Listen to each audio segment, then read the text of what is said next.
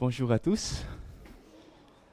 Ça fait plaisir d'être parmi vous et je suis content de partager ce moment avec vous ce matin.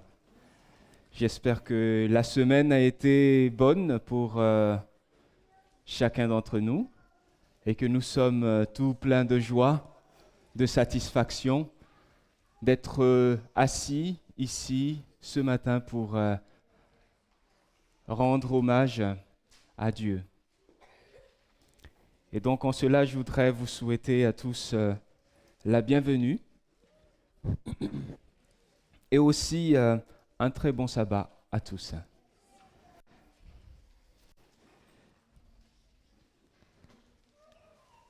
C'est une histoire d'une femme.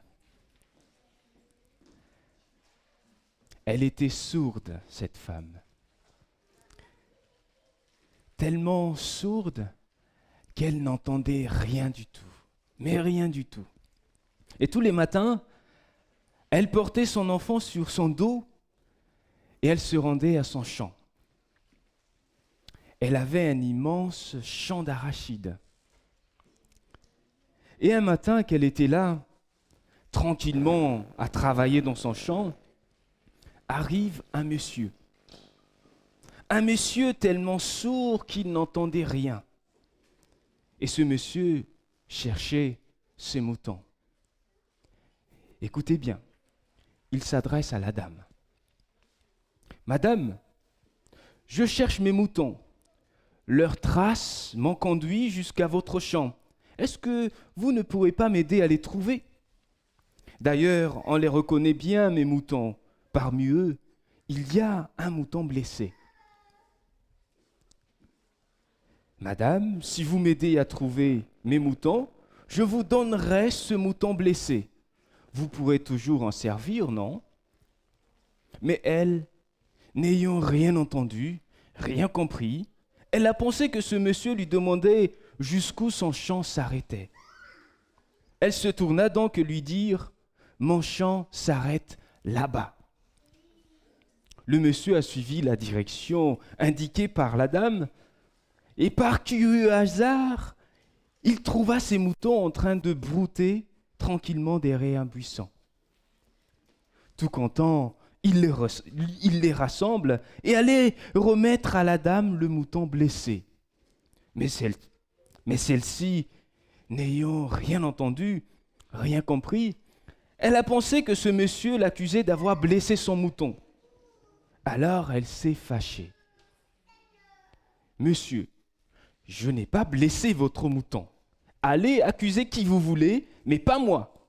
D'ailleurs, des moutons, je n'en ai jamais vu. » Le monsieur, quand il a vu que la femme s'est fâchée, il a pensé que cette femme ne voulait pas de ce mouton, mais qu'elle voulait d'un mouton plus gros. Et à son tour, il se fâcha. « Madame, c'est ce mouton que je vous ai promis. Il n'est pas du tout question que je vous donne le plus gros de mes moutons. » Tous les deux se sont fâchés. Ils se sont fâchés à tel point qu'ils finissent par arriver au tribunal. Et le tribunal, dans cette Afrique d'il y a longtemps, cela se passait sur la place du village, à l'ombre d'un grand arbre. Et le plus souvent, c'est un baobab. Et le juge, lui, qui était en même temps le chef du village, il était là entouré de ces sages, de ces gens qu'on appelle aussi les notables. La dame et le monsieur sont arrivés tout en continuant leur querelle. Et après les salutations, c'est la dame qui prend la parole en premier. « Ce monsieur m'a trouvé dans mon champ. Il m'a demandé jusqu'où mon champ s'arrêtait. Je lui ai montré et j'ai repris mon travail. Ce monsieur est parti et quelques instants après, il est venu avec un mouton blessé en m'accusant de l'avoir blessé. Or, moi, je le jure que des moutons, je ne n'ai jamais vu. Voilà pourquoi on est ici, monsieur le juge. » C'est au tour de monsieur de parler. « Je cherchais mes moutons, dit-il, et leurs traces m'ont conduit jusqu'au champ de cette dame. À cette dame, j'ai bien dit que si, elle m'aidait à trouver mes moutons, je lui donnerai d'entre eux, mais bien, j'ai bien précisé, le mouton blessé. Elle m'a montré mes moutons, c'est ce mouton blessé que je lui ai donné, que je vais lui donner. Elle veut un mouton plus gros. Pensez-vous que je veux lui donner le plus gros à quelques jours de fête de moutons? Le juge se leva. Il était lui aussi sourd comme un pot. Et quand il a vu l'enfant sur le dos de sa mère, il pensait qu'il s'agissait là que d'une petite querelle de ménage. Alors il s'adressa au monsieur. Monsieur, cet enfant est votre enfant. Regardez d'ailleurs comment il vous ressemble. À ce qu'il me semble, vous êtes un mauvais mari. Et vous, madame, des petits problèmes comme cela, ce n'est pas la peine de venir jusqu'ici étaler devant tout le monde. Rentrez chez vous. Je souhaite que vous vous réconciliez et vous pardonnez l'un et l'autre. Ayant entendu ce jugement, tout le monde éclata de rire. Et le rire contaminait le juge, la dame et le monsieur. Et que furent-ils? Ils éclataient de rire aussi, bien que n'ayant rien compris. Et c'est à partir de là que le comte pose sa question. Le comte voudrait savoir lequel de ces trois est le plus sourd. Et la morale de cette histoire, de ce conte, il vaut mieux ne pas se dépêcher de donner une réponse. On conseille quelque part en Afrique d'avoir un cou aussi lent que celui d'un chameau, afin que la parole, avant de jaillir, puisse prendre tout son temps. Je vous invite à prier avec moi.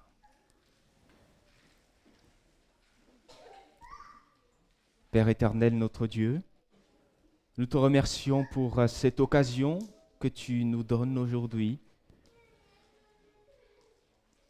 de nous mettre à l'écoute de ta parole. Puisses-tu, Père, nous éclairer, puisses-tu nous rendre disposés, nous rendre attentifs. Au nom de Jésus, nous t'avons prié. Amen. Dans nos interactions les uns avec les autres, dans nos relations les uns avec les autres, naissent souvent frustration et colère. Parce que la compréhension de la réalité qui se présente devant est différente. Chacun interprète à sa façon. De cette interaction naissent bien évidemment l'incompréhension, l'attention plus ou moins forte, des paroles blessantes aussi surgissent de cette relation, de cette interaction. Des attitudes défensives se créent,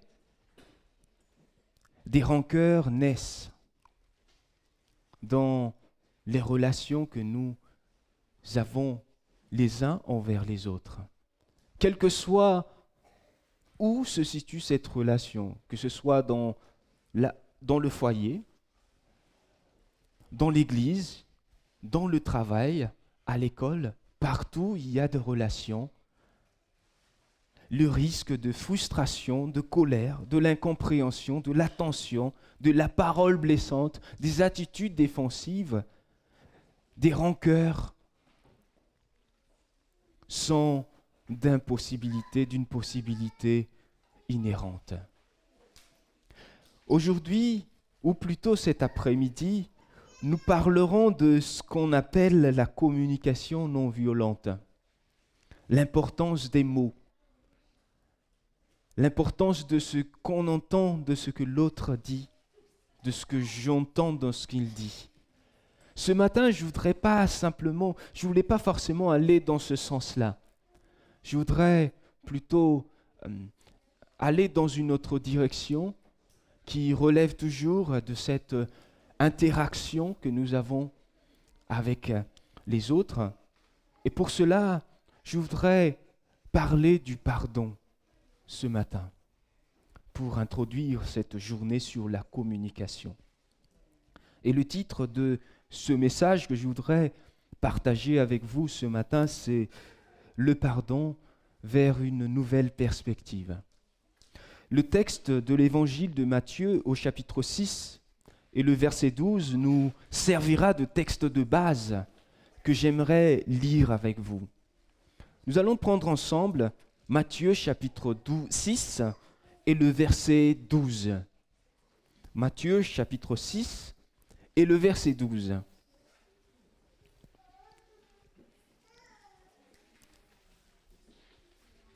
Dans ma version, la version Semeur, il est dit « Pardonne-nous nos torts envers toi, comme nous pardonnons nous-mêmes. »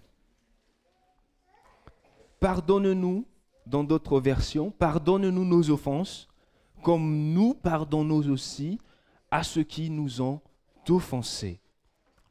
Quand j'ai lu ce passage, je me suis posé un certain nombre de questions. Qu'est-ce que cela veut réellement dire? Pardonne-nous nos offenses, comme nous avons pardonné les offenses des autres.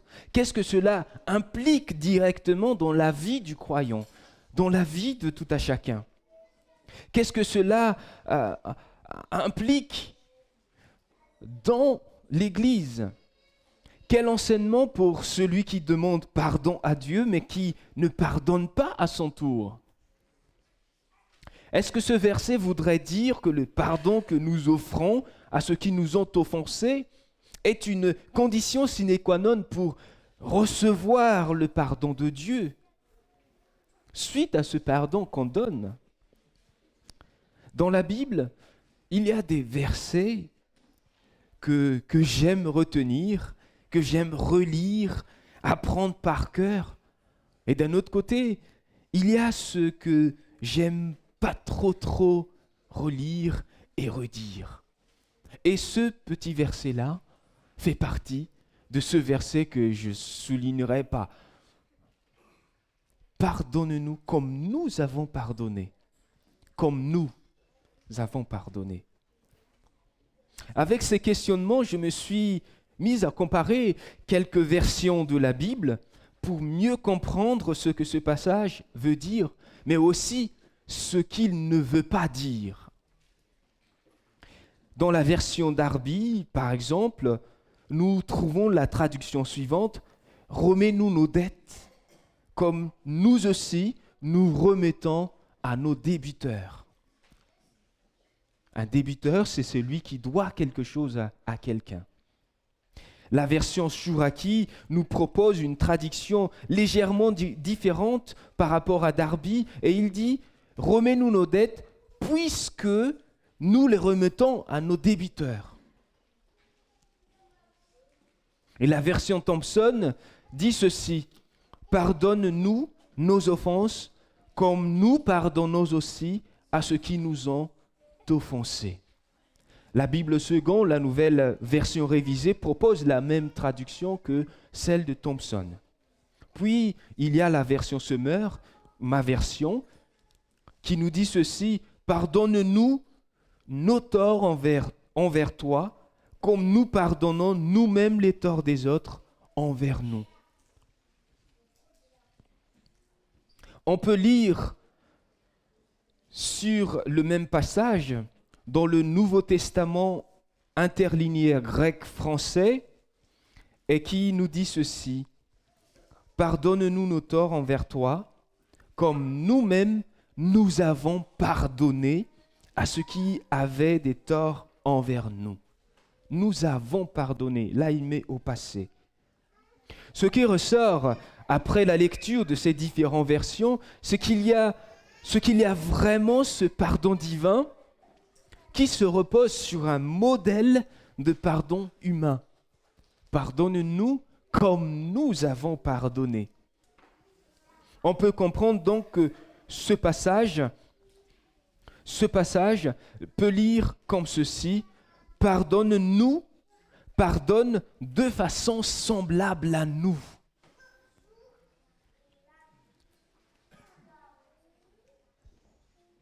Parfois, ça fait peur quand même, ça donne à réfléchir.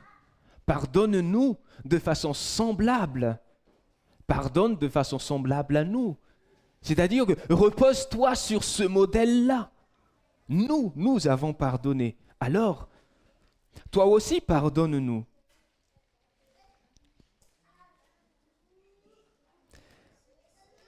Alexander Pope disait que l'erreur est humaine et le pardon divin.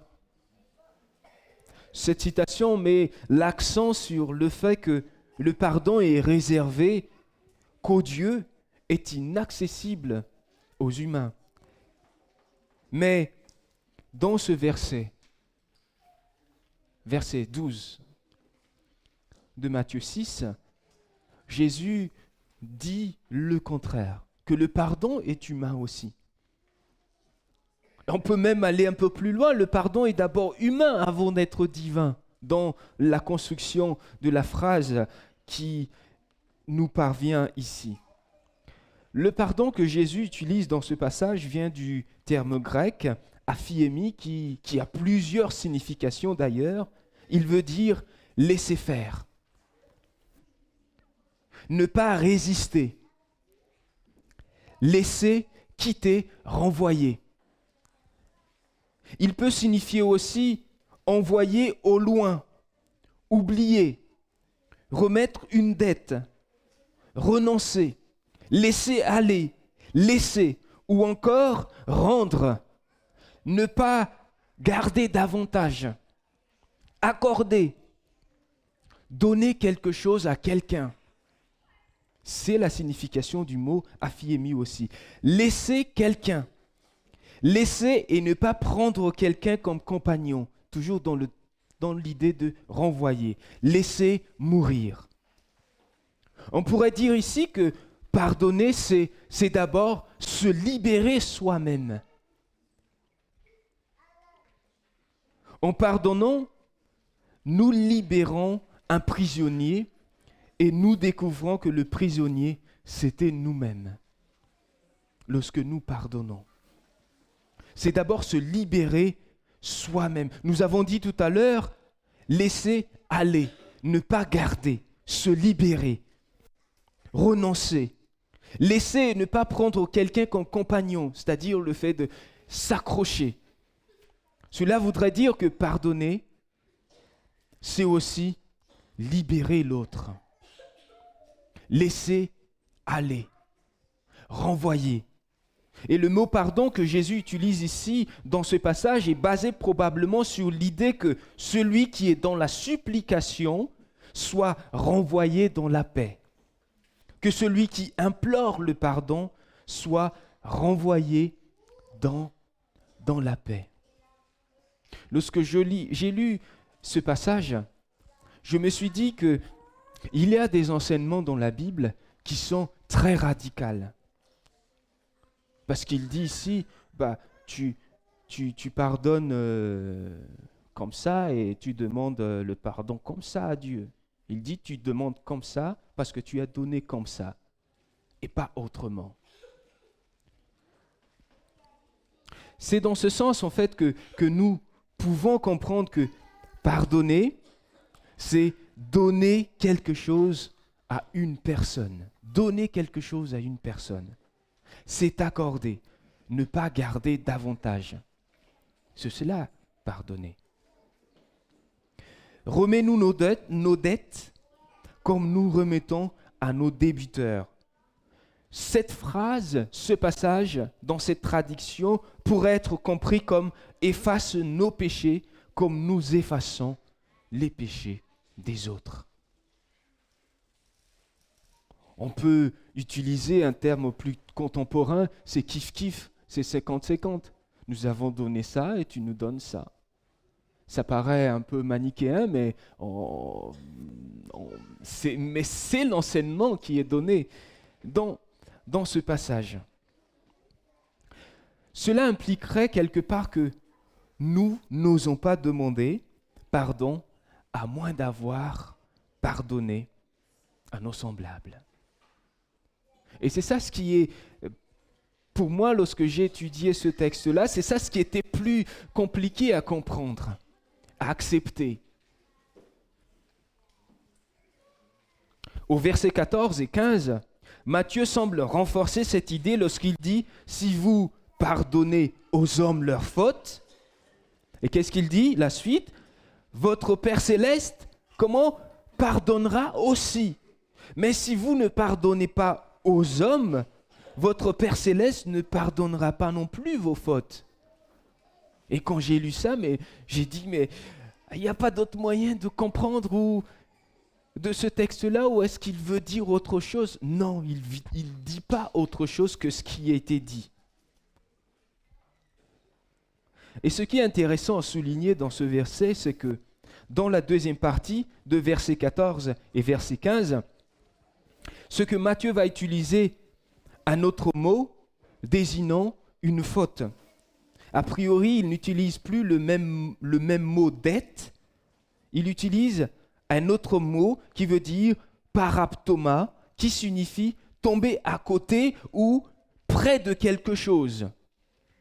Et dans le Nouveau Testament, il semble dénoter une violation consciente de la vérité qui engendre donc la culpabilité. Donc il y a donc une sorte de prise de conscience ici pour la personne qui a fauté, une faute confessée.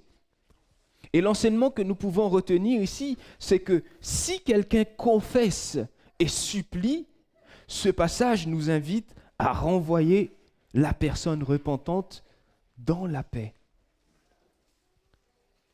Parce que c'est la même chose que nous cherchons auprès de Dieu. Dans le commentaire biblique, Bible Commentary, nous pouvons trouver le commentaire suivant sur ce verset 14 et 15. « Celui qui ne veut pas pardonner aux autres ne mérite pas d'être pardonné.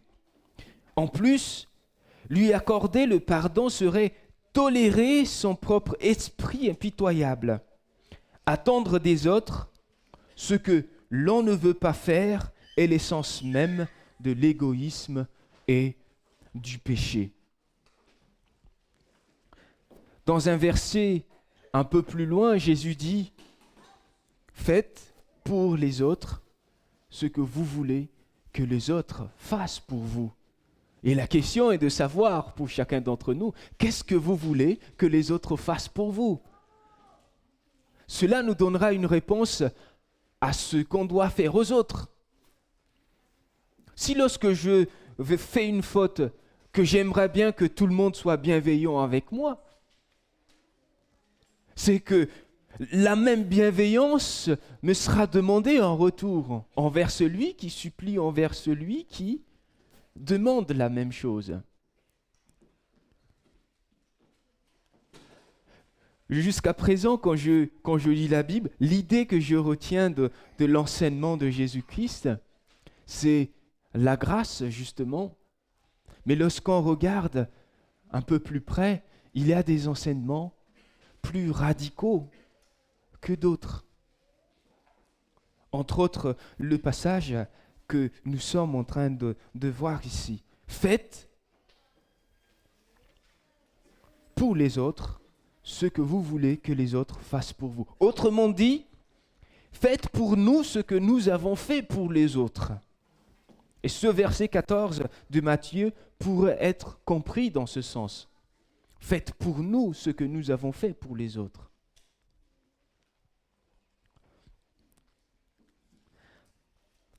La question est maintenant de savoir pardonner, mais combien de fois?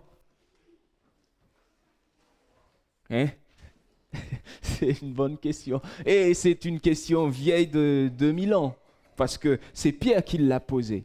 Dans Matthieu chapitre 18, je voudrais vous inviter à prendre avec moi ce texte-là. Matthieu chapitre 18, le verset 15 à 35. Mais d'abord la question de Pierre au verset 21.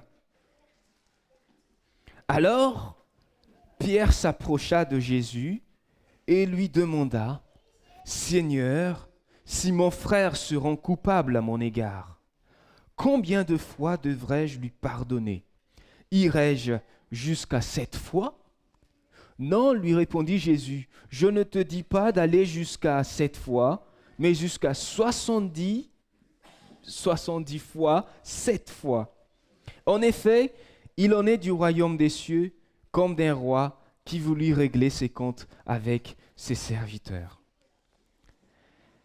On ne va pas lire toute la parabole que Jésus prend ici. Mais en gros, la parabole parle d'un roi qui, comme Jésus dit ici, qui a voulu régler ses comptes avec ses serviteurs. Et lorsqu'il commença à compter, le verset 24, on lui en présenta un qui lui devait 60 millions de pièces d'argent. 60 millions de pièces d'argent. Et le suivant qui dit, comme ce serviteur n'avait pas de quoi rembourser ce qu'il devait, son maître donna ordre de le rendre comme esclave avec sa femme et ses enfants, ainsi que tous ses biens pour rembourser sa dette. Le serviteur se jeta alors aux pieds du roi et se prosternant devant lui, supplia, « Sois patient envers moi, accorde-moi un délai et je te rembourserai tout. » Pris de pitié pour lui, son maître le renvoya libre. Et nous voyons ici le terme pardon, renvoyer l'autre dans la paix. Et c'est ce que le roi a fait. Et son maître le renvoya libre après lui avoir remis toute sa dette. À peine sorti, ce serviteur rencontra un de ses compagnons de service qui lui devait 100 pièces d'argent. Il le saisit à la gorge en criant « Paye-moi ce que tu me dois !» Son compagnon se jeta de façon semblable à lui devant son maître déjà. Son compagnon se jeta à ses pieds et lui supplia, comme lui tout à l'heure, « Sois patient envers moi, lui dit-il, accorde-moi un délai et je te rembourserai. » Mais l'autre ne voulut rien entendre, bien plus, il alla le faire jeter en prison en attendant qu'il ait payé tout ce qu'il lui devait. Une grande partie de Matthieu 18 est consacrée à l'enseignement sur l'attitude du chrétien envers les frères offensants, et en particulier lorsque l'offense est personnelle. Et dans ces passages, Pierre, dans sa question, combien de fois dois-je pardonner? Pierre accepte l'idée de supporter patiemment son frère, mais il aimerait bien savoir combien de fois il doit faire avant de pouvoir prendre une attitude plus sévère et demander réparation. Quand Pierre dit 7 fois, c'est déjà un bon chiffre. Le 7 étant le nombre considéré comme représentant la perfection. 3 fois 2, 6, et il dit, ah non, je rajoute 1. Tu vois, je suis généreux. 7 fois, je suis prêt à faire. Mais pardonner à une personne 7 fois, et pas plus, serait une sorte de pardon mécanique. Le pardon est beaucoup plus qu'un acte judiciaire. C'est un rétablissement de la paix où il y a eu conflit. Mais le pardon est encore plus que cela. Cela inclut l'effort de restaurer le frère égaré lui-même, le renvoyer dans la paix. Combien de fois dois-je pardonner? Le texte grec est un peu ambigu par rapport à ce chiffre. Il peut vouloir dire 70 fois, 7 fois, ou il peut vouloir dire aussi 77 fois. Bien sûr, le nombre en lui-même n'est pas important. Il est simplement symbolique. Mais par contre, dans l'un ou dans l'autre est en harmonie avec la vérité enseignée ici, que le pardon n'est pas une question de mathématiques ou de règles juridiques, mais une attitude. Et à partir du verset 23, Jésus va justement utiliser une parabole pour illustrer ce véritable esprit de pardon. Et le texte que j'avais lu tout à l'heure, jusqu'au verset 30. Les royaumes des cieux est semblable à un roi qui voulut faire rendre compte à ses serviteurs. Rendre compte. Cette parabole représente la manière dont le Seigneur traite avec nous et la façon dont nous devrions traiter nos semblables. Au verset 24, l'auteur dit que le premier serviteur devait 10 000 talents, et dans ma version, ils ont déjà traduit 60 millions de pièces d'argent. On peut, selon les commentaires bibliques, quelques commentateurs, on peut embaucher 10 000 ouvriers pendant 18 ans avec la somme que ce serviteur devait à ce roi. On peut dire donc que ce serviteur a une immense dette envers ce roi. Et le serviteur en question n'a pas le moyen de rembourser cette dette. La seule chose qu'il pouvait faire, c'est de se jeter à terre pour plaider sa cause, pour implorer, faire une supplication. Et au verset 27, le texte dit, « Ému de compassion, le maître de ce serviteur le laissa aller, et lui remit sa dette. » Et le mot que Matthieu utilise ici pour définir le mot « ému de compassion » est « splagnizomai » en grec, qui veut dire être remué dans ses entrailles. Les entrailles étant le siège de l'amour et de la pitié dans la Bible. Donc, il est profondément ému de compassion. Et donc, il va renvoyer le serviteur. En sortant, ce serviteur, le verset 28, en sortant, ce serviteur trouva un de ses compagnons qui lui devait 100 deniers. Il le saisit et le serrait à la gorge en disant « Paie ce que tu me dois ».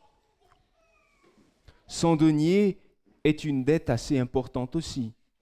Un denier représente le salaire d'une journée de travail pour un laboureur. Donc on peut dire que c'est aussi une dette assez importante. Mais même si 100 deniers est une somme importante, la dette de ce serviteur est moins élevée par rapport au premier qui devait 10 000 talents au roi. Et le verset 31, « 5 compagnons, voyant ce qui arrivait, furent profondément attristés, et ils allèrent raconter à leur maître tout ce qui s'était passé. Alors le maître fit appeler ce serviteur, lui dit, « Méchant serviteur, je t'avais remis en entier ta dette, parce que tu m'en avais supplié. Ne devais-tu pas avoir pitié de ton compagnon, comme j'ai eu pitié de toi ?» Et nous voilà avec le terme « comme ». Et le mot « comme » a une valeur importante dans cette phrase. On pourrait les traduire comme de façon semblable, comme tout à l'heure. Et donc cela donnerait ceci, « Tu devrais avoir pitié comme j'ai eu pitié de toi. Ne devrais-tu pas, d'une façon semblable, avoir pitié de ton compagnon ?» Le verset 34 et 35, c'est Jésus qui conclut ici et il dit « C'est ainsi que mon Père céleste vous traitera si chacun de vous ne pardonne à son frère de tout son cœur. »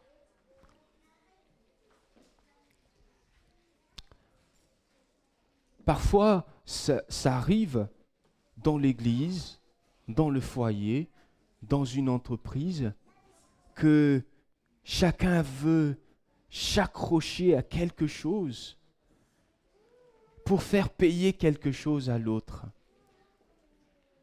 Et cela donne un conflit pas possible, de la confusion pas possible. L'enseignement que Jésus nous donne ici, c'est d'avoir pitié de façon semblable au Père. Cela impliquerait donc que celui qui refuse de pardonner aux autres rejette ainsi son propre espoir de recevoir le pardon de Dieu. On voit vraiment ici que l'attitude de Dieu envers nous devrait être la norme de notre attitude envers les autres.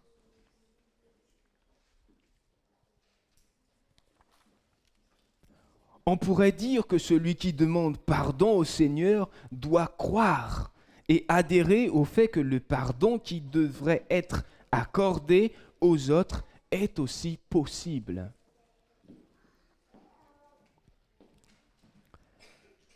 Toujours dans le même commentaire, il est dit ceci: avant que nous nous mettions à accuser les autres ou à leur exiger notre juste part, nous ferions bien d'examiner d'abord combien Dieu nous a traités dans des circonstances similaires et comment nous voudrions que les autres nous traitent si les conditions étaient inversées.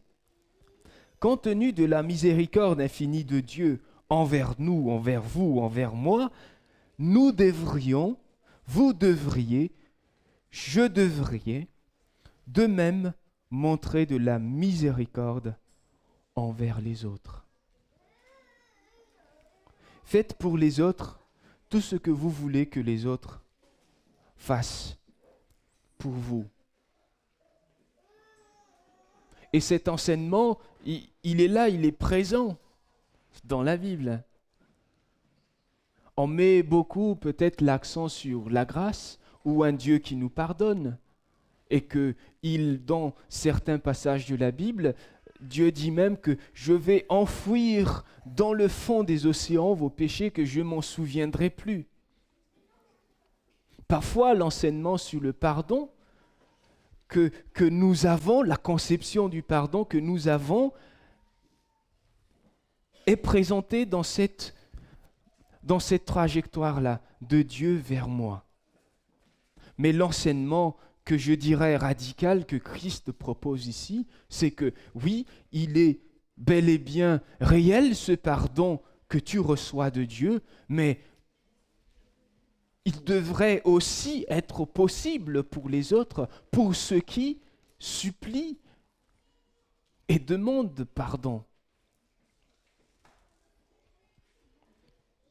Je me disais que si cet enseignement était réellement compris, si cet enseignement était réellement saisi, je me disais combien ou dans quel foyer, dans quelle église, dans quelle société merveilleuse pourrions-nous grandir tous ensemble. De voir des hommes et des femmes qui prennent plaisir à témoigner de la miséricorde auprès de tout à chacun, comme on lui a témoigné de la miséricorde lorsque Dieu lui en a accordé une. Parfois, ça nous arrive qu'un mot de travers d'un frère qui date de 50 ans, 60 ans selon le carbone 14, mais en 2014, 17, on est toujours accroché à cela. Et le Christ dit, non, pardonner, c'est te libérer toi, se libérer soi-même d'abord, laisser aller, renvoyer la personne en paix. Et ainsi, pardonner, c'est libérer l'autre aussi. Et dans un troisième temps, pardonner, c'est se libérer mutuellement. Et nous allons voir cet après-midi l'importance des mots que nous utilisons pour rentrer, pour troquer avec les uns et les autres. Une dernière citation, « Si vous ne pardonnez pas, vous vous ligotez vous-même à une personne à qui vous ne souhaitez pas d'attachement. » Alors, Jésus dit un verset un peu plus un peu plus en amont, un peu plus loin, dans le chapitre 13, le verset 9, il dit que celui qui a des oreilles pour entendre, entende. Que Dieu vous bénisse. Amen.